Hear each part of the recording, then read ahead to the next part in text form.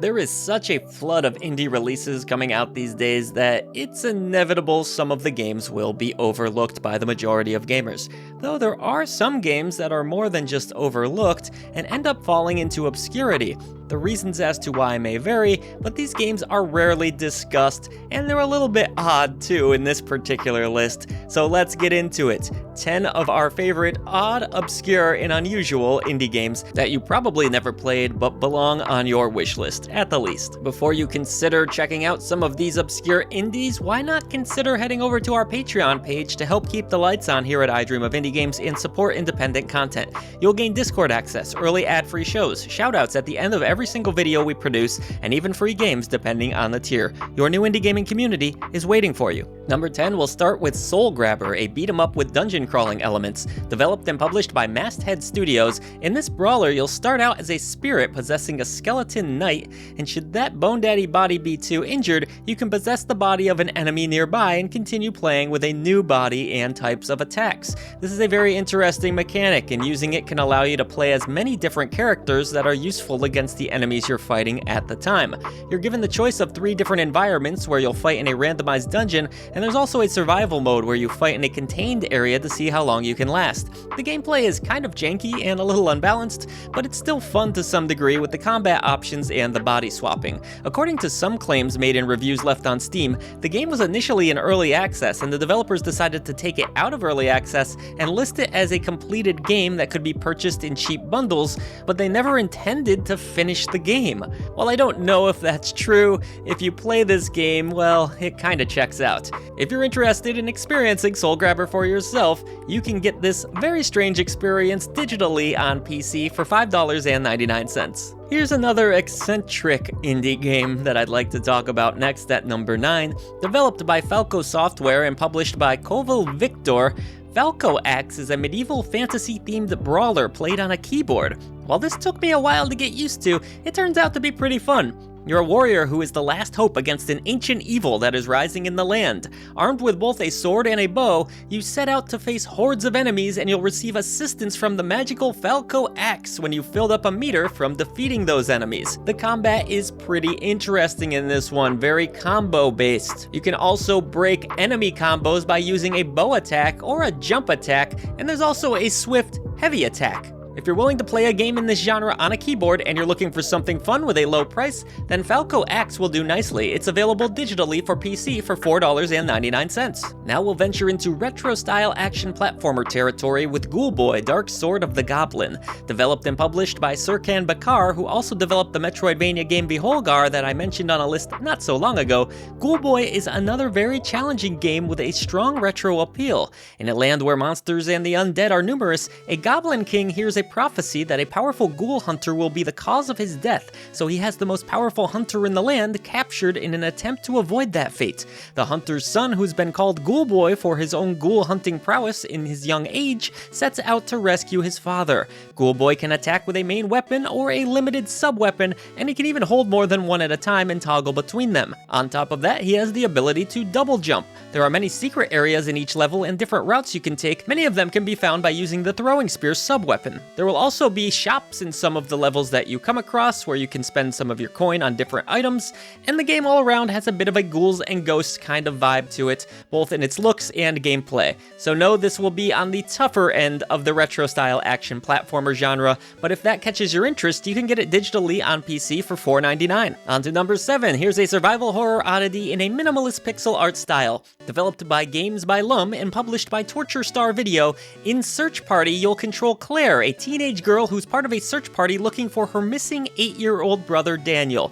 While searching in the woods, Claire becomes lost and separated from the rest of the party and eventually comes across a strange house. She breaks into the house wondering if her brother might be there, and her hunch turns out to be right, or does it? You'll have to play to find out. When you enter the house, you'll have to find anything useful that can help you in your quest. There are various coins that can be found in the house and the nearby property that can be exchanged for useful items from a mysterious hand that reaches through a hole in the shed. There's a ton of secrets to be found, found and which secrets you discover can lead to one of multiple endings. While the subject matter may make the game very niche, there is some interesting gameplay to be found here for those interested in the survival horror genre. The version now available is mentioned as the director's cut because it adds a new area and additional endings that weren't in the original release. Search Party can be obtained digitally on PC for $4.99. This next game is completely free. It's a visual novel in the choose-your-own-adventure style. Developed and published by Huaji Mao, Whisper Books tells a story that can change in multiple ways. Not only can you change the outcome of the story, but you can change what kind of tale it is depending on your choices. For example, a story about a modern scientist working with bees to produce the best honey and then getting into a bitter rivalry with a shady con man who's selling inferior honey but has a silver tongue can turn into a period piece when the protagonist prays to a Buddha statue for insight on dealing with the situation and ends up switching places with a fierce warrior from medieval China. Is that enough to catch your interest? That's just some of the craziness you can expect here. The ways in which the story can be changed is part of what makes this title so unique. Right now there are 2 general tales that can be chosen as a starting point, and more will be added in the future. If you have any interest in visual novels, then I suggest checking this one out, especially because it is available for free on PC through Steam. It's a weird one for sure, but they all are on this list so far, right? Next up, a game that mixes detective, adventure, and RPG elements with a unique twist. There's a time limit that relates to the story. Time limit, you say? Oh no, but hear me out. Developed and published by Whiskey Jack Games, Crudelis has players controlling a scientist who was able to give himself 60 more hours of life through a rejuvenation machine he created after being mortally wounded by thieves while he was giving the machine its first test. Now he must make use of those 60 hours to find out what's happened and who's responsible for his death. The 60 hours in the game translate to 60 minutes of gameplay, so it's gonna be a game over if there's no resolution to the story before his extended life comes to an end. However, the game is generous if you make another attempt by increasing the amount of money you'll start with if you failed previously. There are different directions into which you can approach your investigation, which can lead to multiple endings. Seeing things from the perspective of someone who's already fated to die and is making the most of their borrowed time makes for a compelling story, and doing things like borrowing money that you know you won't be able to pay back may help you in getting all of the answers you seek. The desperation of a person who is essentially already dead attempting to find out the motive behind his death is fascinating and tragic to see. If this sounds like something that would catch your interest, Crudelis can be obtained digitally on PC for $5.99. This next one returns to the more eccentric side of the indie scene, but in a very charming way. Developed and published by Animus Games, Arauco Saga is an action-adventure RPG where players control Capolacano, a powerful warrior who's been enslaved by the evil wizard El Chanchan, as he is sent on a mission by this wizard with the promise of freedom if he succeeds. You'll be sent back 200 years in order to obtain the 7 sacred tokens, which would give El Chanchan even more incredible power. While your lead character accepts this mission with the hope of finally being free, he also contemplates whether it would be possible to stop El Chanchan's plans, as they would bring about great change to the world, and not for the better. Capolacano is capable of fighting with his fists and can also obtain weapons and sub-weapons to use. Experience points are obtained by defeating enemies, and it's fairly easy to grind, as many of your foes will respawn upon entering an area. This game is definitely rough around the edges in a lot of ways, whether it be the presentation or the gameplay. There's no sound effects for attacks, which seems strange at first, but eventually kind of charming in a way, because it's kind of like watching a silent film with a score. But either way, the enemy AI is pretty bizarre, sort of a fun way there as well. So yeah, don't expect polish with this one, but the game does have some heart and it's pretty fun to play. If you aren't turned off by some of its shortcomings, then you're rewarded by getting to experience a game where you play as a really ripped dude who goes around punching manticores in the face. If this sounds like your style, you can grab Arauco Saga digitally for $17.99. Next, we have a detective adventure game where a scientist discovers that the world is filled with magic. Developed by Pilgrim Adventures and published by Grab the Games, A Sceptic's Guide to Magic features the story of Lester, a forensics investigator working on a murder case involving a magical ritual. He eventually discovers his own natural talent for magic and meets Fee and Val, 2 witches who were friends with the murder victim. During different parts of the game, you'll control Lester, Fee, or Val as they try to discover the truth behind the murder and work towards Lester becoming initiated and realizing his potential as a wizard. The interface is point and click, and you'll be able to gain information and resources to use in solving the case as well as in casting spells. The spell system in the game consists of using 3 ingredients and then finding an item that will symbolically bind the spell to the physical world. So it's kind of a mix of storytelling and puzzle solving in a way. The gameplay is fun, the characters are interesting, and the presentation is charming. This one does deal with some very heavy topics involving murder, suicide, loss, and grief, so keep that in mind in determining whether this one is for you. There is also a sort of adult content warning in the game, and you can have the option to turn it off if you don't want to be exposed to nudity and gore. Though considering that the nudity and gore is presented as small pixelated characters, it doesn't really seem explicit, and there isn't really anything that brings this close to being a hentai game, so don't worry too much. I'd recommend this to fans of adventure games in general, and if you're interested, it's available digitally on PC for $4.99. This one is a real oddity that, while obscure, has become somewhat of a legend within the I Dream of Indie Games Discord community. Developed by No Pest Productions and published by Jens Callhammer, Hammer of Virtue is something that just has to be witnessed to be believed.